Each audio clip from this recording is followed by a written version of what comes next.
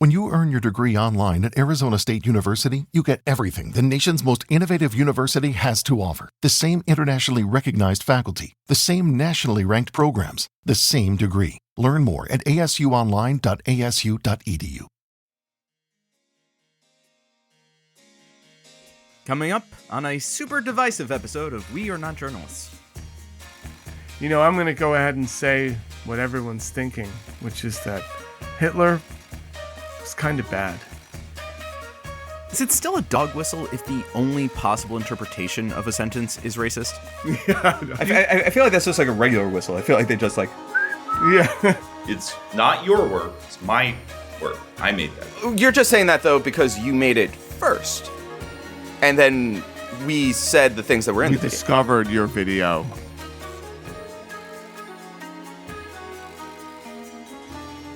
Hello and welcome to We Are Not Journalists. I'm Maximilian Clark. I'm not journalist Walter Masterson. Classic. Classy. Yeah. And how you doing today, Walt? I'm doing all right. It's the winter and it's kind of warm. It hasn't snowed. Yeah, well, I know that you often worry about the ravaging effects of climate change. Yeah.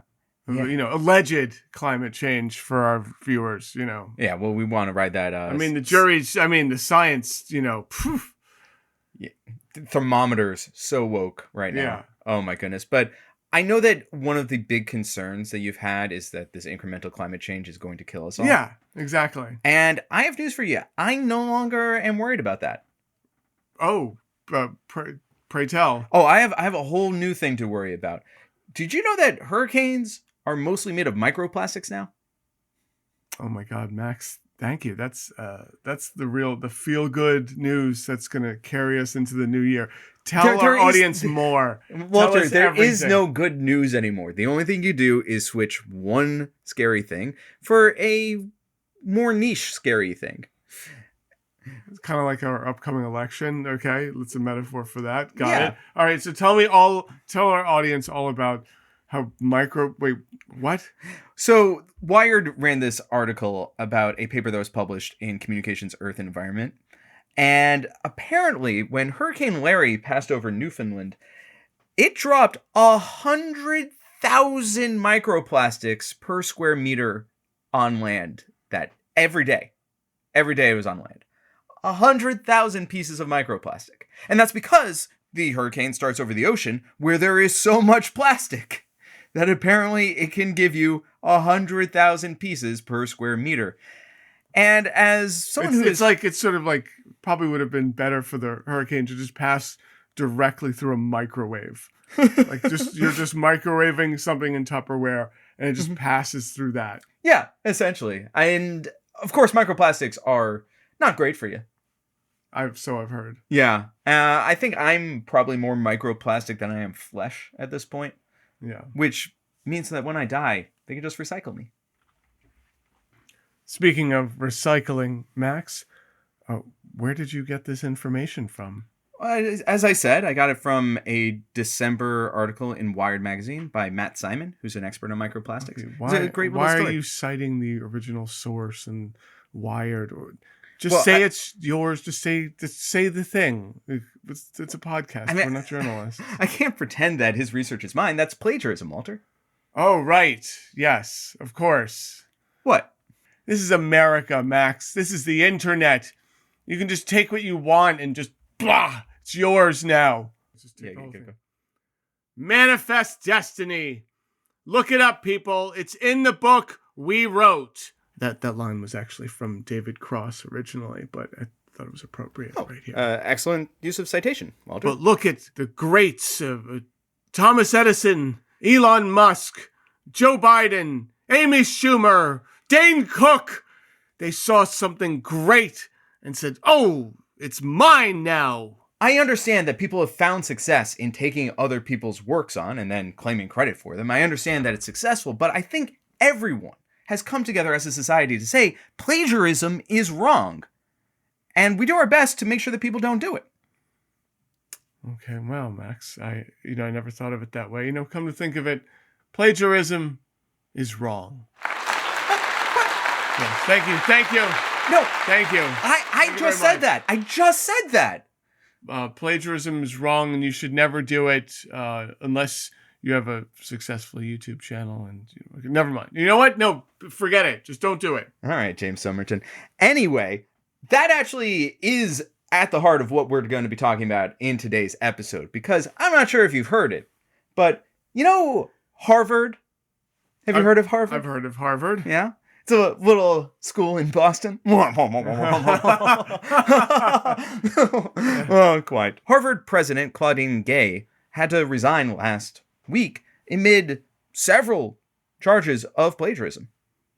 Wow. And we're going to explain how all of that is bullshit. Well, now that it's wrapped up and she's resigned, I feel like we can really take a strong stance, which is, it's kind of garbage. Yeah, it's absolutely stupid. And basically the plagiarism thing was a sham. And we know this because we've talked to literally anyone that works in education, and they've explained it. I actually thought it was going to be like a very circuitous, like, you got to understand this and that. But it was like, nope, pretty simple. We're going to get into that. We interviewed some professors, some people that went through a master's and graduate program, and be like, so we're going to talk to those guys. We're also going to talk about the other aspect of the Claudine Gay scandal, which is the rampant anti-Semitism at Harvard. Okay. Anti-Semitism is a bad thing, for the record. I think it's very brave of you to say that. Brave, yes. Can we bring the applause back? Yay, yes, thank you. Thank you, everyone. Thank you. Legitimately, there has been a spike in anti-Semitism since October. But despite what the New York Times might say, that's not the whole story. Oh my God, I sound like Rush Limbaugh. Well, you can't listen to the New York Times. But seriously, in looking at this Claudine Gay scandal, I don't know that you can. Because the coverage, media's coverage of this whole thing has been, what's a polite way of saying, a turd that someone left in their toaster. Yeah, perfect. That's actually a perfect metaphor.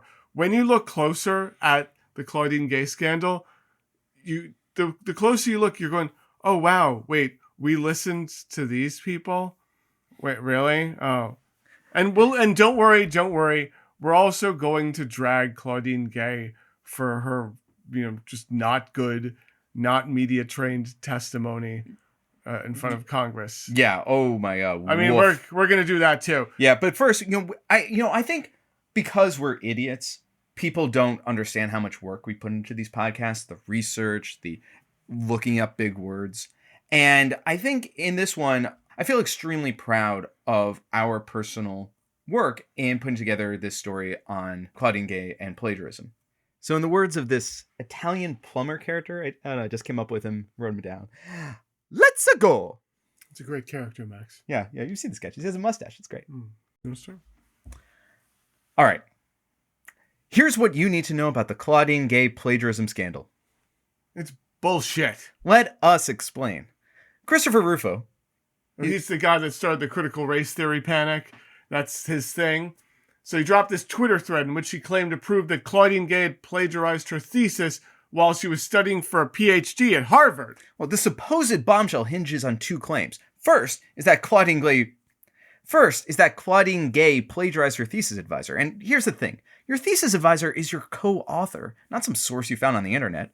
Plagiarism is passing off someone else's work as your own. A thesis advisor knows the difference between their own work and their students' work. Yeah, that's kind of their job, and there's inevitably a lot of overlap. Take it in. That's kind of their job, and there's inevitably a lot of overlap between the professor's work and the student's work. That's the nature of the advisor-advisee relationship. Claudine Gay's thesis advisor, Gary King, knew full well which parts of Claudine Gay's thesis were derived from his work.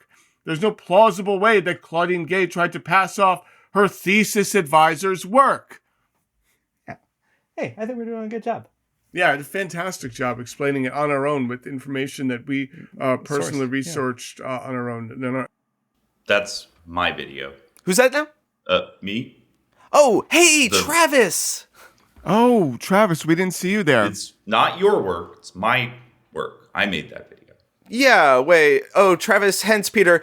I don't want to be an asshole about it. I just just want the credit. You're just saying that, though, because you made it first. And then we said the things that were in We the video. discovered your video. You're taking my video and you're saying you did that research. You're saying, Well, but isn't this exactly what's been going on at Harvard with Claudine Gay being accused of taking someone's hard work and pretending that she was the one responsible for it in its entirety? well, I mean, she didn't try to pass off anybody else's work as her own. Like, that's the definition of plagiarism. I hate to disagree with you, but according to the New York Post and Ben Shapiro and a number of conservative commentators, that is exactly what's going on. And as we are unfamiliar with the concept of nuance, I fail to see the distinction between what she did and what we did. So, for example, like, I went to grad school at the U of M in biology, and one of the techniques that we used was called restriction fragment length polymorphism. So it's 4 words, right? And that's what it's called. You can't change any one of those words and have it still be the same thing. Like, that's what it's called. It's also like extremely highly technical, right? So there's no way to paraphrase it. And I just noticed that if you look at these examples, and Rufo's come out with, like, he really promotes the number of incidences of plagiarism, over 40 plus. And you look at them, and a lot of times, I'm just thinking like, well, what are you supposed to say instead? I have one in front of me. Here's the part that's in quotes in both. Declined sharply during the financial crisis versus declined since the global financial crisis. Right. And right. so why didn't she just say something like it increased during the Great Depression? Yes. Oh my God. That would have been so different, right? I feel like that's how you get out of trouble. I'm not even an academic. I just came up with that in 2 seconds. So why didn't she do Oh something? my God. You're a genius, Max. Thank you. Like, increase and decrease are 2 different things. Like, increase is like this, decrease is like that. So they're, For our This is a listeners, podcast. He's yeah, pointing. He's yeah, pointing up and he down. pointed up and then he pointed down. I lost track of which was which, but our listeners will have to use their imagination. But I guess your point is that a lot of this is just like unavoidable if you want to be accurate. Yeah. Your goal is not to sort of impress upon readers like that you have a command of this material. Like, that is your goal if you're a high school student or an undergrad and you're writing a paper that is explicitly evaluating that skill. But nobody, it's like if a scientist or an academic is reading one of their peers' papers, they're not reading it to like validate that person, the author, is like a competent writer. They're reading it to find out what they did, what they learned from their research. And what does that mean? And so in the methods section, all you're really doing is just saying, okay, so I'm about to show you some data. And if I show you some data without telling you how I got the data or, how sort of like previous research relates to this, like, you're not going to be able to make any sense of it.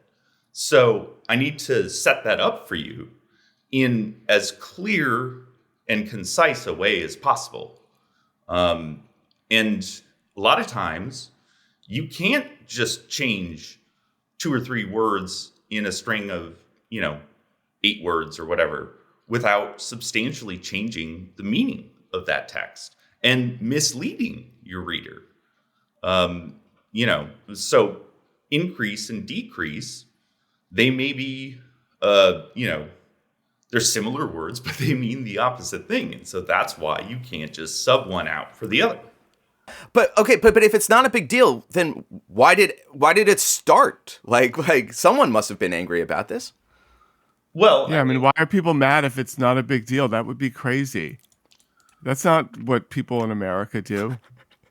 Well, I mean, people are mad about it, or people, so like it's an interesting question to think about, like, where did these allegations come from in the first place? Why Claudine Gay?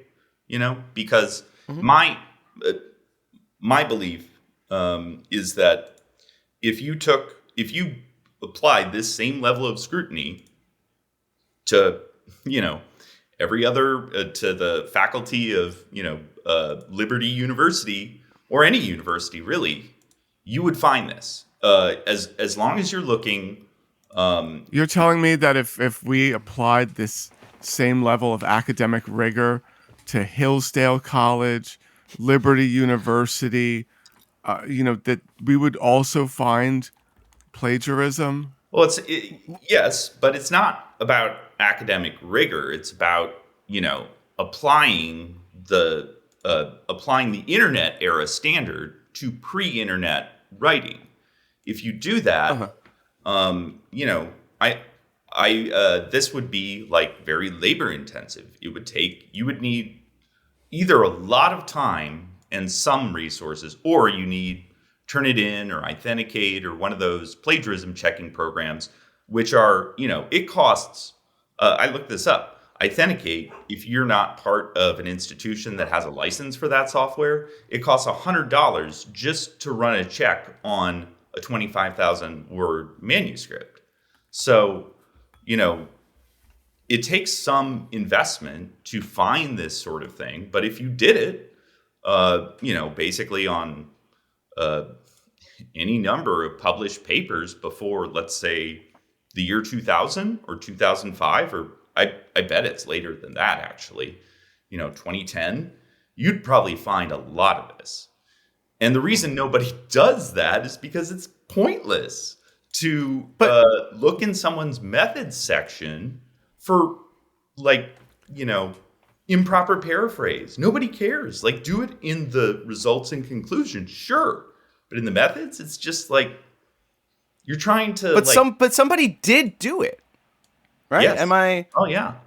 Am I wrong? So wouldn't whatever scholar first made a big deal out of this? Wouldn't they be Wouldn't they have had to have been wronged in some way? Well, was there a scholar who first made a big deal out of this? I'm not. Well, I'm teeing you up to talk about Rufo. Oh, right. Yeah. So, here, I'll hit you again. But it's obviously someone was very upset about this. So, was it someone she wronged, one of her students? Where did these allegations come from? Well, it was Christopher Rufo. He's a blogger. He's sits on the board of trustees for New College of Florida, for the Danube Institute in Hungary, the Claremont Institute, and Manhattan Institute. So he's an institute guy who's also a blogger, and he started the whole critical race theory panic a few years ago with the help of... he's the one who opened all of our eyes to the fact that second graders were learning a law school level course. Right, yeah. Yeah, I had no idea before Christopher Rufo started that whole panic about CRT. I had no idea that kindergartners, first graders, and second graders were learning this law school level course where race intersects with the legal system. We know Rufo, Yeah, and yeah. I think that he, in general, has enjoyed a very strong amount of influence in the last 5 years on our national discourse, because he is very effective at finding these issues that an uninformed... I don't mean this as a dig. I don't mean to denigrate or insult these people, but a stupid fucking idiot who doesn't understand anything might be convinced that there's a real problem. It's a good thing that the entire nation knows the intricacies of writing your thesis, because otherwise there'd be a huge misunderstanding about what's going on right now. Well, in America, you don't really suffer consequences for committing bad actions. You suffer consequences for violating the law of good optics. This is basically what's happening, right? Is that Christopher Rufo, who himself, he's got his own plagiarism issues we can talk about, but So you're telling me that the guy who is accusing Claudine Gay of plagiarism, who started this whole crusade, are you telling me that he's also a plagiarist himself? So my pinned video on TikTok right now goes into all this. Right, and you do the whole thing where you put them up side by side. Let's actually just play a clip from that video.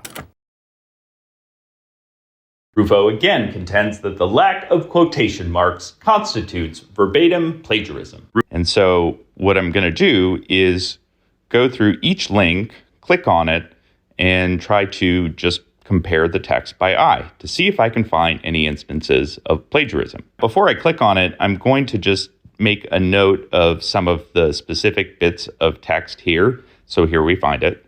83% were dissatisfied with how the council has addressed homelessness. Let's now return to Rufo's blog. 83% of Seattle voters are dissatisfied with how the council has addressed homelessness. This is verbatim usage of the source. Now, hang on. It seems like he is just... I feel like there's just not that many ways you could say something like that. Shouldn't we be forgiving of someone who, in just talking about the methods and the results of something objective, takes a little bit of the original text? Can't we forgive Christopher Rufo in doing this? Yeah, I mean, when Christopher Rufo does it, it's not a big deal. But when Claudine Gay does it, it's communism, it's the degradation of our education system, it's the a full indictment on the DEI program, and it just means that the DEI program needs to just end. But when Christopher Rufo does it, it's totally fine, and it's, just an honest mistake, really. Like, what's the big deal? Right. Well, so I posted this on TikTok, and right away I got a comment from someone saying, well, yeah, but he's obviously like just, how Doing else it in is he good supposed faith. to phrase that? Like the like order of the words isn't the important thing. He's setting up context for what he wants to talk about, right? It's this really fucked up inversion. The thing is that, like you say, this is all very nuanced, and people don't like to linger very long on nuance. I don't want to linger on nuance either, Travis. I want to be mad right now, and I want to use this anger and direct it towards the DEI program, diversity, public education, higher education. So this is why the focus quickly turns from the substance of the allegations to the number of the allegations. So it's like, you no longer hear that much about like, okay, so here's this specific instance, and like, look at this. It's there are 40. Oh my God, 40 allegations. That's so much smoke. There must be fire. But then you go in and you look at them one by one, and every single one, it's sort of like either, no, this isn't plagiarism, or, well, I don't know, like maybe she should just like have the journal add quotes to it and like be done with it. It doesn't really... And she did. It's worth noting that after the scandal broke, they did make a number of corrections. They went back in the record to these articles that are 2 decades old at this point. Mm-hmm. And they have updated them to reflect this. And even despite her recent resignation. And I think that there's 2 things going on. I think it is important to emphasize that just because an allegation is made by a questionable source, like Rufo, does not mean that there's nothing to it.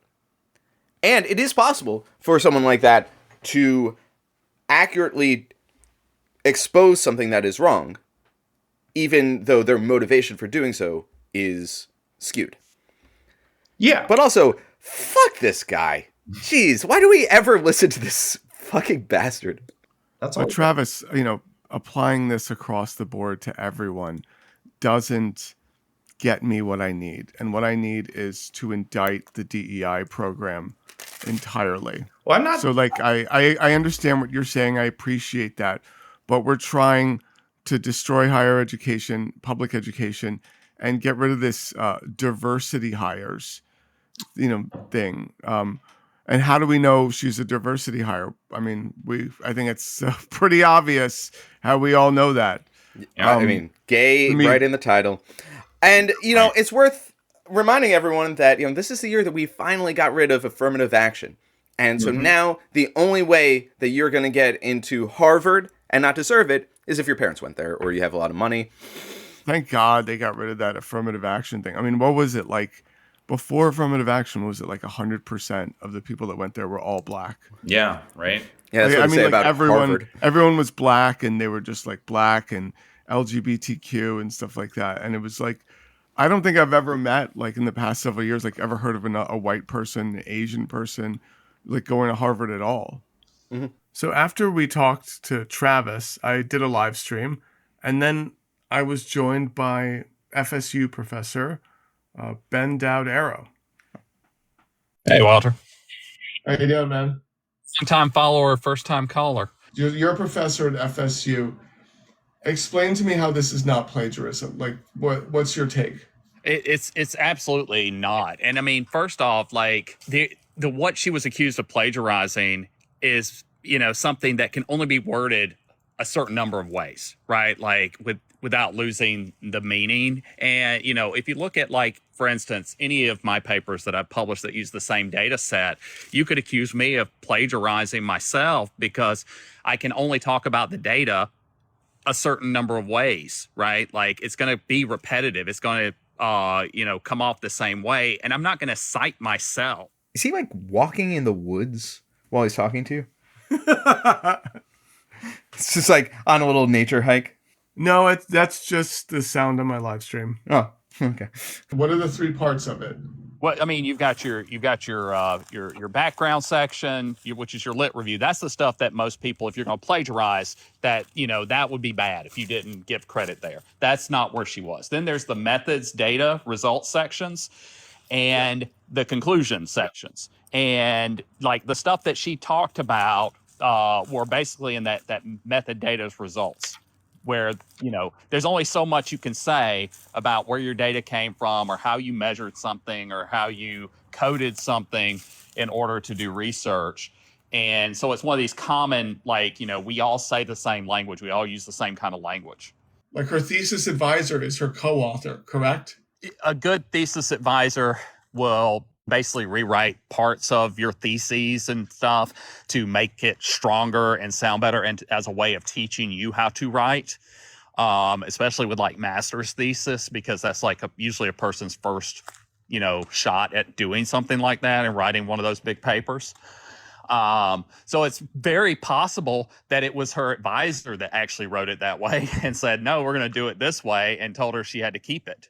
The sections she was accused of plagiarism are some of those common sections that, aren't really ever considered plagiarism, because it's stuff that, like, which is why the university originally was standing behind her until political pressures kind of forced the university to change their mind.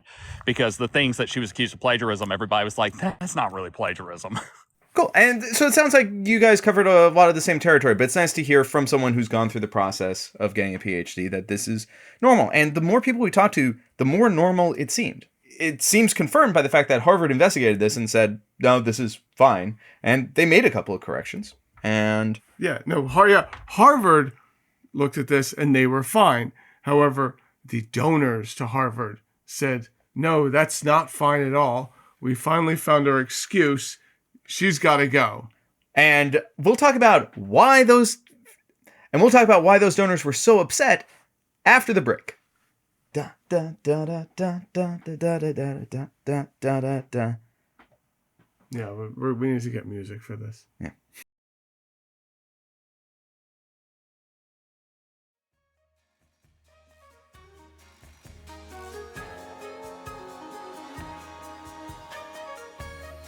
Welcome back to We Are Not Journalists, the show where you determine whether something is journalism or cake. Or in our sense, when you cut into it, it's not cake, it's horse shit. Sometimes it's cake. Cake made of horse shit. It's horse shit! Sometimes it's nice. We are continuing our live coverage. Yeah, we're live, sure, of course. Whenever you're listening to this, we are live. This is how podcasts work. Yeah. We're just constantly, don't rewind 10 seconds. It's maddening for us. Totally different. Yeah. Black Mirror. Anywho, we're continuing our look at the Harvard scandal involving Claudine Gay. And it's important to know that she was fired after the plagiarism story broke, which, as we've talked, like, it wasn't hard to determine that was not a thing. Yeah. Like, you could have just asked Harvard. You could have asked anyone who has ever gotten a PhD. You're not going to do that. No. Like, anyone with a PhD could have been like, oh, no, this is nothing. But I feel like in journalism over the last 20, 30 years, they always have to have the counterpoint guy. Yeah. And they have to do like, well, we have to, look at this from both sides. Right. So you have someone who objectively is like, no one would think that this is possibly plagiarism. And then you have the one guy who's just like, well. and so the other thing is, now when you want to look at the motivations and where this has went, if you look online, this has sparked the debate over, well, this is obvious that the DEI programs just don't work. Diversity, equity, and inclusion, just don't work. You have Elon Musk. Wait, what does any of this have to do with DEI? Well, that's a great point, Max, because the head of Harvard, Claudine Gay, she's black. Oh, right. And so she's a diversity hire. Yeah. So, if she's black, then, obviously it was over diversity and, because there could be no other reason. Is it still a dog whistle if the only possible interpretation of a sentence is racist? Yeah. No. I mean, and I feel like that's just like a regular whistle. I feel like they just like. Yeah. It's just a whistle. Yeah. Oh, sorry. I whistled at my actual dog. You can go back now. It's fine. Yeah. But yeah, so, you look at Christopher Rufo, right after this, they even said, hey, like we won, big win for, the anti-DEI.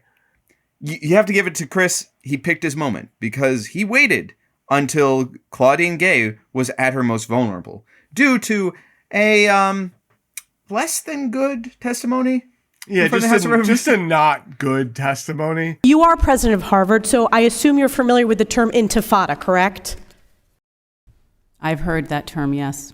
And you understand that the use of the term intifada in the context of the Israeli-Arab conflict is indeed a call for violent armed resistance against the state of Israel, including violence against civilians and the genocide of Jews. Are you aware of that? That type of hateful speech is personally abhorrent to me.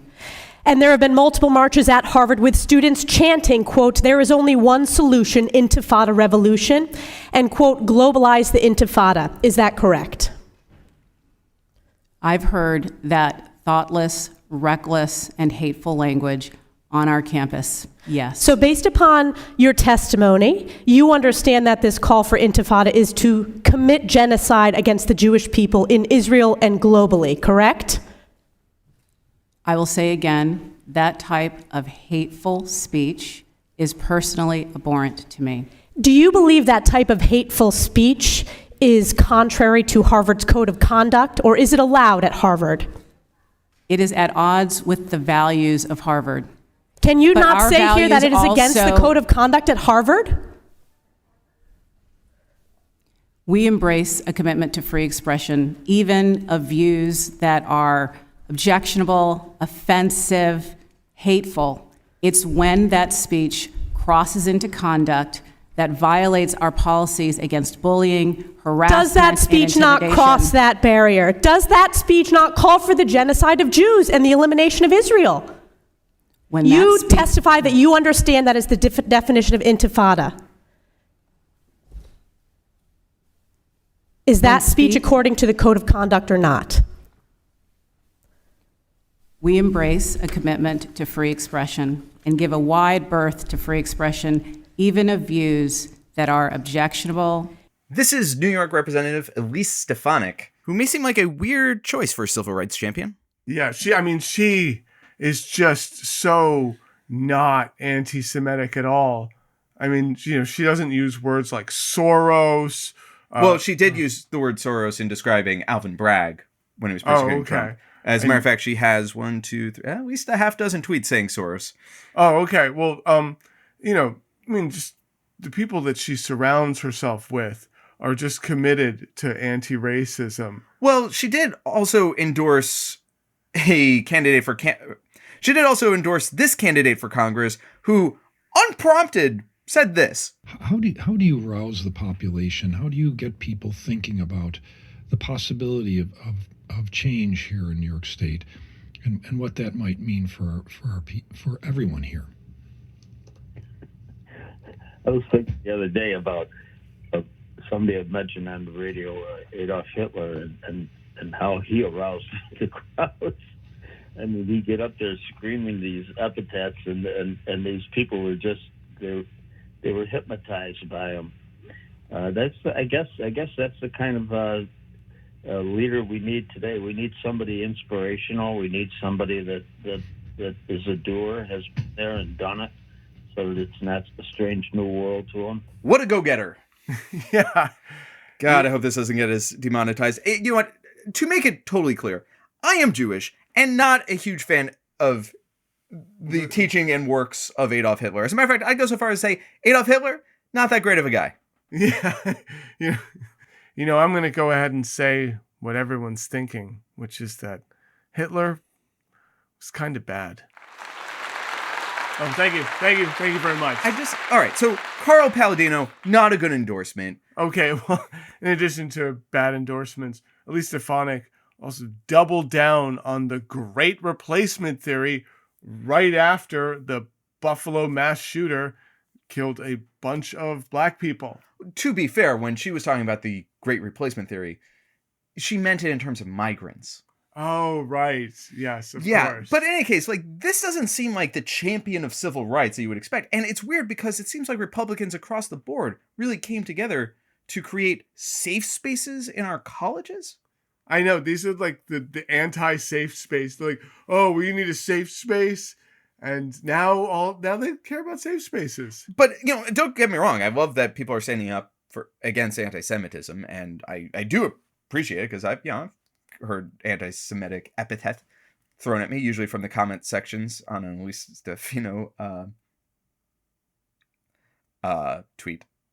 You've gotten anti-Semitic. Wait, do you want to take that again? Yeah. I want Elise Stefanik tweet. Okay. You know, and don't get me wrong. I do appreciate that they are standing up against anti-Semitism. I've certainly gotten my share of anti-Semitic epithets hurled at me, usually when I quote tweet an Elise Stefanik thing about the great replacement theory. Yeah. When you think about it, it makes sense as to why. Yeah. No, the why. Wait, why? Well, because this isn't about anti-Semitism at college campuses. It's about undermining higher education. Yeah. Conservatives are just, they're not mad over gender theory. They're not mad over critical race theory. At the end of the day, they are mad that higher education is secularized. And lower education. Like, it's not that they love denying children free school lunch. Well, actually, that's about actually no. That's a separate hobby. Do, yeah, that is one of their priorities. So they're also mad that poor kids because that's tax dollars. Lunch, it's a handout. Like that 6-year-old should work for that lunch. Yeah, the kids yearn for the mines. Yeah, but the reason that they are vocal opponents of it and vocal opponents of most school boards is because they don't want public education to exist. They don't want higher education to exist because in its current state it is secular and it teaches things like evolution and also geology. Also, they have to abide by these, just to get federal funding, they have to abide by all these, things like civil rights and all that stuff. The Chris Rufo speech we played earlier was given at Hillsdale College, which does not get any federal money and qualifies for no federal money because they don't want to have to, abide by civil rights laws. Oh, geez. Wait, what? Yeah, Hillsdale College, everyone. Oh, no. And it's telling that within a 6-month period after they had just toppled affirmative action, while leaving in place the greater injustice of legacy admissions at these institutes of higher education. Because we all remember, everyone, I mean, just every year, just they don't accept any white people anymore. It's like just all black people, no, white, Asians, it's just nothing. It's just all, black people. And that's when I think indigenous. When I think of Yale, I think of, it's basically Howard University at this point. Oh my God. Yeah. It's just 100%. Who will think of the poor white kid? Yeah. Well, not the poor white kid, the rich white kid. Who will think, don't think about the poor white kid. It's, it's no one's job. We could talk about how conservatives want to destroy education every episode, and we're batting like 50-50 on that. It's just something that's really prevalent and really important. But something that I noticed when we were doing actual research for this episode was people are taking the rise of anti-Semitism on these campuses as a given. And the more that we looked into it, the more confusing that narrative became. And I think by looking at the situation on Harvard campus, we could sort of see a microcosm of what's going on in the greater Gaza conflict. So it all started on October 7th, when Hamas killed 1,200 Israeli civilians, and it was terrible. And Harvard student groups, faculty, and individual students released a letter that condemned Israel for their role in creating the attack, which on October 7th was kind of a mixed look. Yeah, timing-wise. But you know who also condemned Israel for this attack? Israel's #1 newspaper. Because a lot of my friends that posted the article that blamed Netanyahu for October 7th on October 8th came under heavy criticism. But I think that distinction is really important, because I think Netanyahu deserves a lot of the blame. Yeah. But I think when you blame Israel for the attack on Israeli civilians, it is a lot like what happened after 9/11, when you had a couple of edgelords in America blaming Americans for 9/11 on September 12th, right? They were like, we did this to us. I mean, and for the record. And we did. For the record, blaming, you can do that. I mean, it's so much today. That's like everyone, right? Even Marjorie Taylor Greene, like I've heard her been like, yeah. No, and it's not wrong, right? Like, but they mean the policies of the country, not the individuals. And it's just a weird, whenever you're dealing with Israel, Palestine, or any of this kind of stuff, when you blame it on Israelis, there is, because of anti-Semites using dumb dog whistles, there is always the group of people being like, yeah, those Israelis, they really deserve to die horribly. and so I get why this letter was not received well. Yeah. But then the rest of October happened, and Netanyahu's then November response happened. Yeah, and December happened. And as South Africa will tell you, sort of an expert on apartheid and genocide, they have recently released a just incredibly damning report saying that Israel has killed 1% of Palestinians. 1% of the population has been killed. The majority of this women and children. And so over the course of the months between October and December, there were a lot of student-led protests. Yes. And the coverage of it is kind of strange, because we get stuff like this. This is at a Palestinian protest. Holding up the flag of Israel. Took out the flag of Israel, got yelled at, insulted in English and Arabic, got told that I was a murderer. And that sucks, because, he's just a student, he's doing his best, he's from Israel, he wants to defend it. And this is the take that local ABC affiliate had on this protest. But then there's this other clip.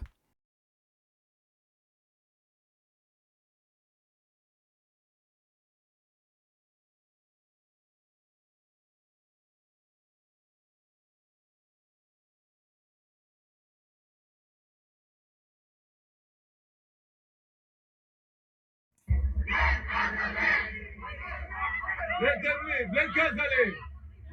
Go tell the terrorists to let Gazans live. You're right. Yeah, so same guy at the same protest, the same clip. They just cut off the bit where he was just like, go tell your terrorists to let Gazans live. But this is on the Fox News YouTube channel. Well, because I think they don't hear anything wrong with that. But you can see that the people organizing the event are like, don't respond, don't react. He's just trying to get a rise out of you. And he is. Like, we've seen guys like this at rallies and counter protests where they're just trying to make a scene. Well, and they want you to react. Yeah. So that they can go back and be like, oh, so much for the tolerant left. Exactly. And this guy is just like, you guys are terrorists. And then turns around to the news cameras like, did you hear that? They said, you're the terrorist. They called me a name. And this sort of reporting is kind of pervasive when going through this. There was another event. Student groups hosted a die-in, which, if you haven't been on a college campus, is when a bunch of people will just lay down and be dead to say, like, hey, stop killing this group of people. Yeah. And there was a story in the Harvard Crimson about a student that was assaulted at this.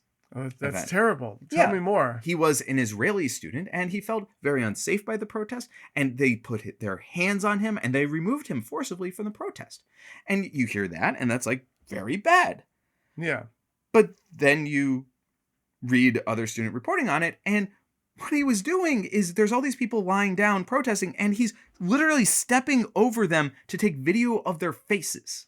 Oh, so off-campus groups could dox them. Yeah, that is like, I don't want to say that that's the reason for sure, but what other possible reason? People have tried to dox us before. We know what that looks like. It's they stick a camera in our face, and like go, literally 1 inch from our retina because it's out of focus because they've never used it. And we're like, oh no, don't put us on the internet.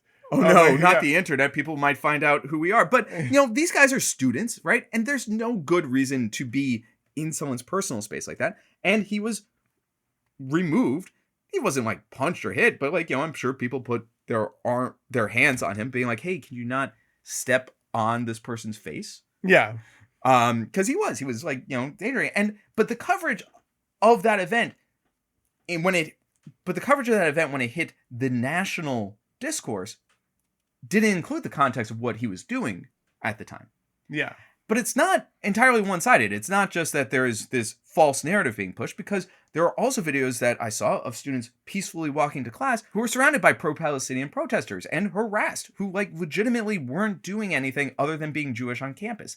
And it's, you're 18 or 19, that's scary. And I get that, and it's charged. So there are definitely... I mean, I have a whole opinion on like what is fair game. The first guy, I mean, you look at the video, he's holding up the Israeli flag right in their face, calling Gazans terrorists. I mean, he's entering that arena saying like, let's go. And they called him some names. Okay. He never said, oh, they assaulted me. They said, they said some bad names. Great. Yeah. In English and Arabic. And after he called them bad names. And then that guy's, and he's fair game. Second guy was removed after he's getting in everyone's face, trying to dox them. Okay, you know what? You're fair game to be removed. If you're walking to class, you're just existing on campus, going up to someone that is Orthodox and, assuming that they're like a full-on Zionist. And I would argue that even if someone is a Zionist in their heart, if they're not being an asshole, if they're not being like explicit about that in public, if they're not trampling on other people's rights, you also kind of have to leave them alone. If you suspect someone of being a Zionist and then harass them for it, well, you have to. Well, I mean, in our case, I mean, you have to wait until they are being, awful. When speech transitions into conduct, as Claudine Gay said. But you know what? Even the assholes on both sides, no one should be getting death threats, and there are people that are. Are you both sidesing this, Max? Yes, I am saying that the Zionists and the pro-Palestinian sides should not be getting death threats because they are undergrads.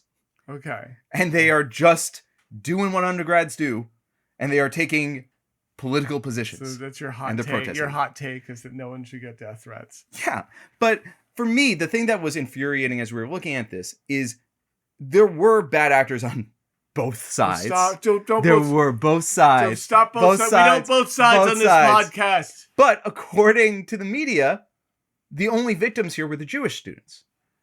Oh yeah, so basically, according to the media and the narrative, it's the rise of anti-Semitism. The pro-Palestine people should shut the hell up or be expelled. Or be expelled. Meanwhile, like you can call for Gaza to become a parking lot, and I think they're actually building beachfront condos, is what I saw. The game plan. Yeah, if you look at the Times of Israel articles. Yeah.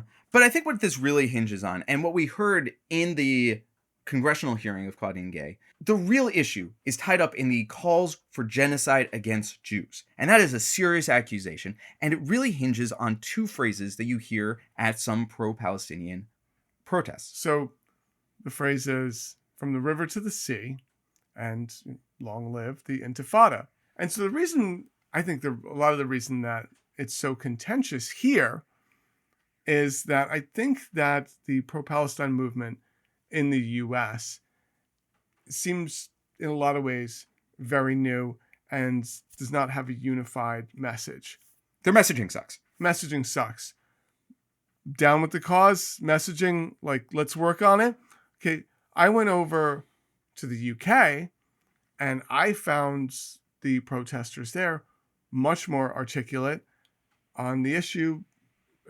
Actually, yeah. So much wait, yeah. Oh, yeah. Wait, the British are more knowledgeable about Israel-Palestine? Hey, do you think that maybe it's because they caused it?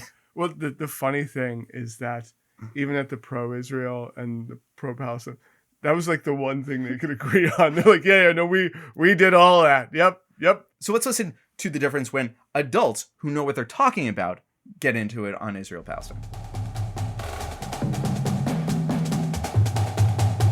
What does from the river to the sea mean to you? It means the end of my Jewish homeland. I wasn't born in Israel, but I feel a connection to it every time I visit it. What does from the river to the sea mean to you?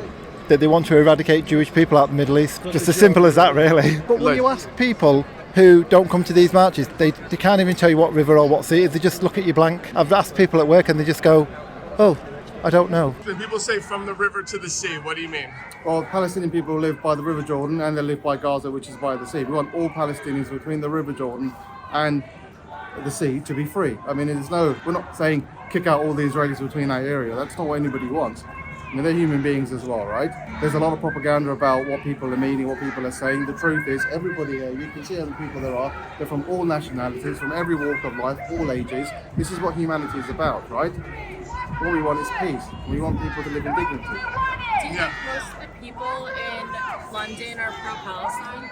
I think most of the people around the world are pro-Palestine. Well, I've heard that, when I was living in Israel. I mean, for us it was obvious. It's from the Jordan River, to the Mediterranean Sea, that the Jewish state shouldn't be, and the goal of certain crazy people would be to wipe out the Jewish nation, yeah? But I don't believe the average Palestinian thinks like that. What does from the river to the sea mean to you? To me, I'm Israeli. Yes. So the river to the sea, this is Israel. But I still believe in a two-state solution. So I think the Palestinians there, they have a right to be in their land and they need to have, they need to have their freedom, but not if they're killing us. Most people think it means one state, just a Palestinian state and not a Jewish state. It can also mean something different. It can mean a two-state solution. I think most people view it as saying Israel can't exist. So that's why people shouldn't really say it. And in my mind, Israel to the sea, there should be a chant.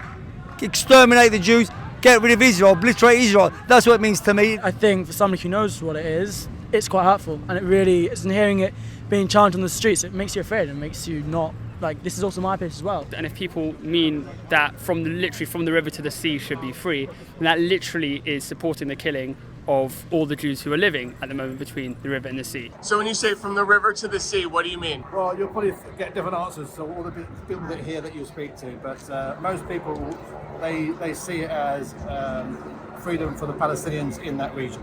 Not to take over the whole region, which a lot of the press are suggesting that's what we mean. But peace for both sides, rights for both peoples within that region. So from the river to the sea, Palestinians and Israelis should be free living together. What does from the river to the sea mean to you? Well, it means freedom for the Palestinians. It doesn't mean the destruction of Israel, and it never has meant the destruction of Israel. What does from the river to the sea mean to you? It's a difficult one. It's difficult. I mean, one person had a sign saying democracy from the river to the sea. And somebody came up to him and was very angry because they saw the phrase from the river to the sea. Yeah. And they didn't hear the word democracy. Yeah. So it's a difficult phrase. It needs to be shared territory from the river to sea. Shared territory from the river to the sea. They have to share. And those settlers have to go. They have to leave the territory that illegally occupied. For me, it's kind of just sort of a call back to Zionism when Palestine was a free land and you had Christians, Muslims, Jewish, Bedouins sort of all living peacefully together. Both leaders have to want peace. Certainly Netanyahu doesn't. You need to align. I don't like Netanyahu. Do you like Netanyahu? We don't like Netanyahu. He's a disaster for the Arab population as well as the Jewish population. He's an enemy to Israel. I feel like Netanyahu needs Hamas just as much as Hamas needs Netanyahu. It's almost he did this on purpose to he didn't do it on protect his. purpose. We don't know, but it almost like they're like the very, very right wing in Israel are very happy. They think now they'll get their land back. They think it's their land and that all belongs to them. And I do not agree with that. I don't know how true this is because I can't verify it, but that Netanyahu tacitly supported Hamas in order to keep a divide between them and Fatah. I feel like Netanyahu needs Hamas and Hamas needs Netanyahu. Yeah. Netanyahu would not be able to survive without Hamas. Exactly. Yeah. And Hamas was not created by Israel, but it was in some ways supported by them in America to break the Palestinian vote up. PLO, the PLOs. Because there's a genocide going on, and it really needs to be stopped. We want peace. Everybody wants peace. I don't understand why we don't have peace. Why all this killing's going on. It's over land, it's over resources, but we're all human. We shouldn't be doing this. This is not about Judaism or anything else. This is about occupation and the freedom of the Palestinian people. Thank you so much. So it's interesting to know. So the pro-Israel rally in London, it wasn't a pro-Israel rally. It was a march against anti-Semitism. That's good messaging. Right. Okay. They had 0 counter-protesters. There were thousands upon thousands of them flooding the streets. And there were no counter-protesters because it'd be weird for you to counter-protest a march against anti-Semitism. And I do want to say that I feel very uncomfortable and bad when people conflate Zionism, like anti-Zionism, with anti-Semitism. Oh yeah, no, it's terrible. And I feel like these guys sometimes weaponize it, and I'm not a fan. Okay, and so the other thing that I will say that they did right is, so there is Tommy Robinson. If you're American, you don't know who he is. If you're a Brit, you know exactly who he is. He's the head of the English Defense League. It's like he's Nick Fuentes. He's Nick Fuentes. He's like, what's the other guy? Not Gary Guinness's SPR. Gavin McInnes. Yeah, he's Gavin. There you go. He's Gavin McInnes. You got to remember the head of the Proud Boys, Max. Come on. Come on. It's just because in my other show, Superhuman Public Radio, our bad guy is Gary Guinness. All right. Who's the leader of Normcore. Of course. That's exactly why you forgot. Yeah. This is a weird time to do a plug. So what are we doing? But shut up. Okay. So Tommy Robinson, he's their UK's version of the Proud Boys.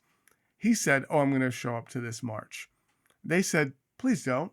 And when he did show up, they had the police remove him. So they were smart about it. Did the British Proud Boys beat up a bunch of cops? Oh my God. I don't know if this story made it to the US.